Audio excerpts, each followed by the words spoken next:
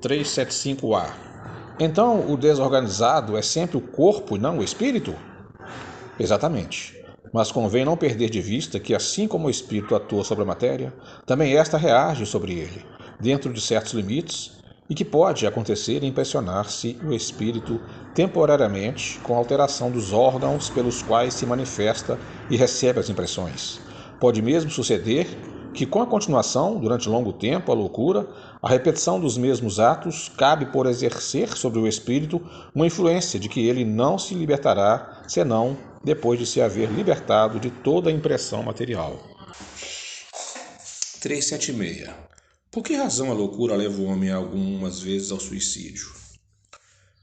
O espírito sofre pelo constrangimento em que se acha e pela impossibilidade em que se vê de manifestar-se livremente, donde procura na morte um meio de quebrar seus grilhões.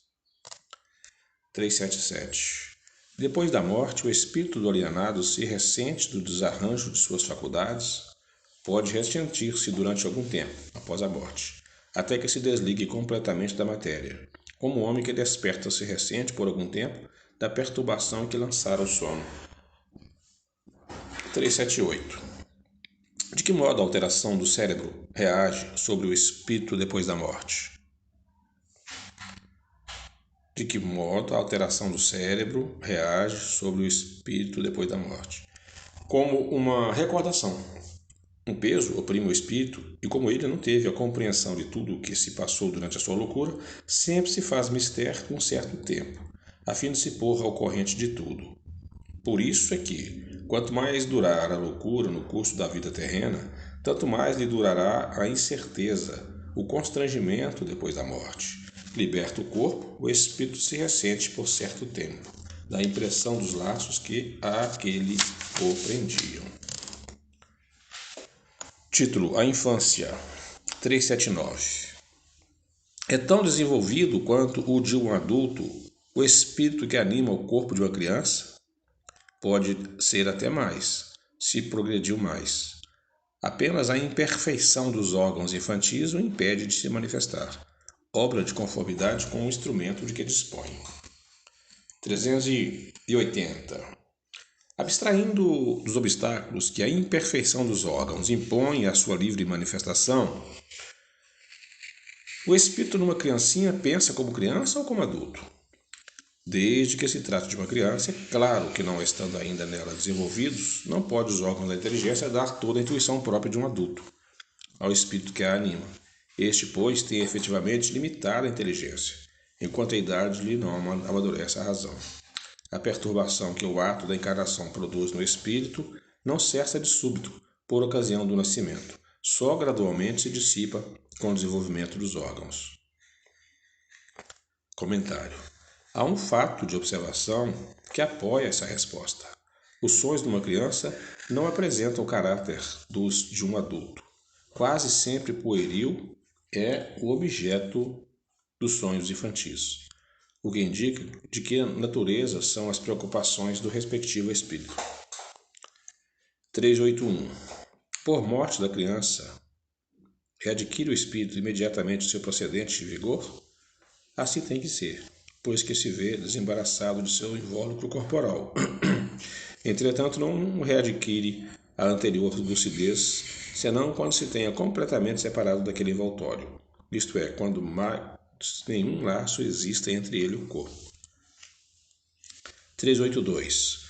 Durante a infância, sofre o espírito encarnado em consequência do constrangimento que a imperfeição dos órgãos lhe impõe? Não. Esse estado corresponde a uma necessidade. Está na ordem da natureza e de acordo com as vistas da providência. É um período de repouso do espírito. 383. Qual para este a utilidade de passar pelo estado da infância? Encarnando com o objetivo de se aperfeiçoar, o espírito durante esse período é mais acessível às impressões que recebe, capaz de lhe auxiliar e de adiantamento para o que deve contribuir os incumbidos de educá-lo. 384. Por que é o choro a primeira manifestação da criança ao nascer? Para estimular o interesse da genitora e provocar os cuidados de quem a abster. Não é evidente que, se suas manifestações fossem todas de alegria, quando ainda não sabe falar, poucos se inquietariam os que o cercam, com os cuidados que eles são indispensáveis. Admirai, pois, em tudo a sabedoria da providência. 385. Que é o que motiva a mudança que se opera no caráter do indivíduo em certa idade, especialmente ao sair da adolescência? É que o espírito se modifica? É que o espírito retoma a natureza que lhe é própria e se mostra qual era. Não conheceis o que a inocência das crianças oculta. Não sabeis o que elas não são, nem o que foram, nem o que serão.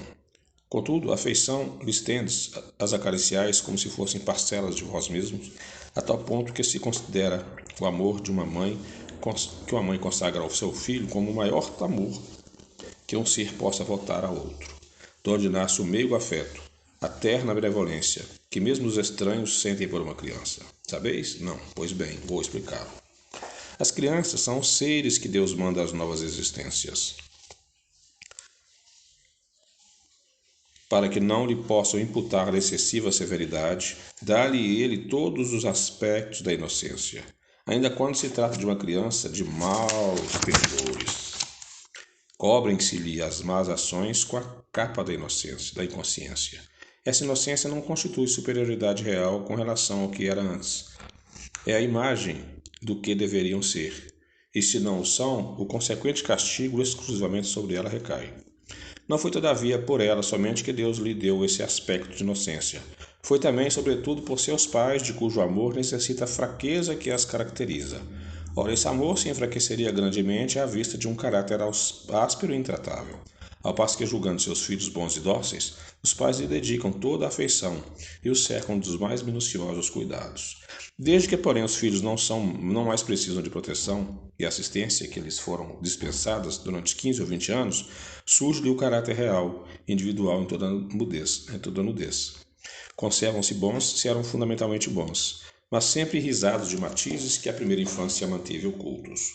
Como vedes, os processos de Deus são sempre os melhores, e quando se tem um coração puro, facilmente se lhes apreende a explicação. Com efeito, ponderai que nos vossos lares possivelmente nasçam crianças cujo espírito vem de mundos onde contraíram hábitos diferentes dos vossos.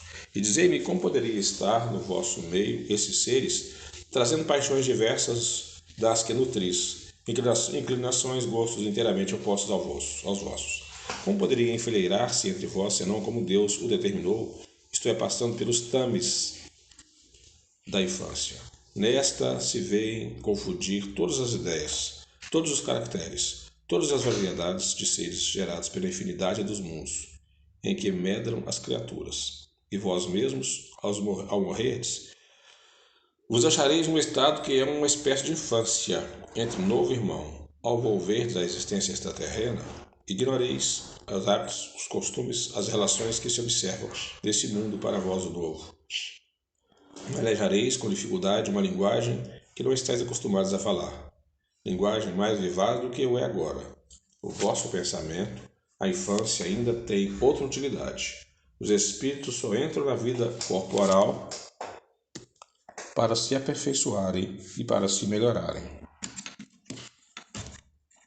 A delicadeza da idade infantil os torna brandos, acessíveis aos conselhos da experiência e dos que devam fazê-los progredir. Nessa fase é que se lhe pode retomar os caracteres e reprimir os maus pendores, tal dever que Deus impõe aos pais, missão sagrada de que terão de dar contas. Assim, portanto, a infância é não só útil, mas necessária, indispensável, mas também consequência natural das leis de Deus que ele estabeleceu e que rege o universo. Simpatia e antipatia terrena.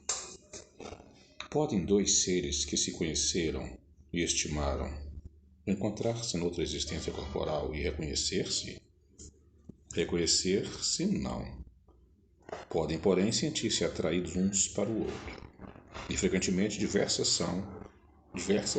não é a causa de íntimas ligações fundadas em sincera afeição. Um do outro, dois seres se aproximam devido a circunstâncias aparentemente fortuitas, mas que na realidade resultam da atração de dois espíritos que se buscam reciprocamente por entre a multidão. 286A. Não lhes seria mais agradável reconhecerem-se? Nem sempre a recordação das passadas existências teria inconvenientes maiores do que imaginais. Depois de mortos, reconhecer-se-ão e saberão que tempo passaram juntos. 387. A simpatia tem sempre por princípio um anterior conhecimento? Não. Dois espíritos que se ligam bem naturalmente se procuram um ao outro, sem que tenham conhecido como homens. 388. Os encontros que costumam dar-se de algumas pessoas e que comumente se atribuem ao acaso não serão efeitos de uma certa relação de simpatia? Entre os seres pensantes, há ligação que ainda não conheceis. O magnetismo é o piloto dessa ciência, que mais tarde compreendereis melhor. 389. E a repulsão instintiva que se experimenta por alguma pessoa de onde se origina? São espíritos antipáticos que se adivinham e reconhecem sem se falarem. 390. A antipatia instintiva é sempre sinal de uma natureza má?